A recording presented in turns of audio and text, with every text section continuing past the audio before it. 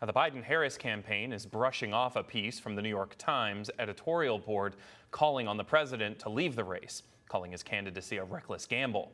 President Biden's family reportedly keeping the faith at a retreat this weekend at Camp David, urging the president to keep going, even as some major voices on the left call for him to end his campaign after last week's disastrous debate performance.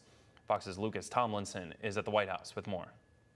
Well, the White House is calling this family retreat to Camp David Sunday pre-planned, including a photo shoot of everyone for a magazine.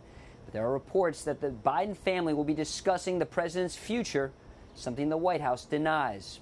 On the Sunday shows, Democratic lawmakers said they're in lockstep with President Biden, and not one has called for him to step down. I think he's the only Democrat who can beat Donald Trump. And let me tell you, we had the single best day of grassroots fundraising after the debate. The first poll that we saw after the debate showed Joe Biden gaining ground on Donald Trump. That whole abandon Biden thing, that's the dumbest I've ever heard. I mean, if you are more inclined to vote for a Democrat or be a Democrat, if you're willing to walk away from Joe Biden, you're by defecting helping Trump.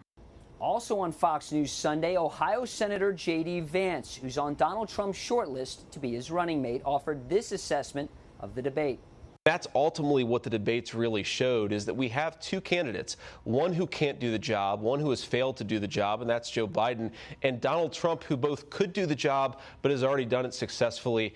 The New York Times editorial board has called for Biden to step down. Quote, the confidants and aides who have encouraged the president's candidacy and who sheltered him from unscripted appearances in public should recognize the damage to Mr. Biden's standing and the unlikelihood that he can repair it.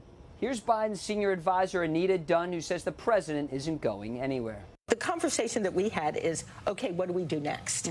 Okay, that is, if there's one thing that we're about, it's, okay, as Barack Obama said, bad debates happen. We had a bad debate. What do we do next? And, you know, the president, above all, is focused on what do we do next? What do I need to go do? And I think you saw in North Carolina, he knew exactly what he needed to do.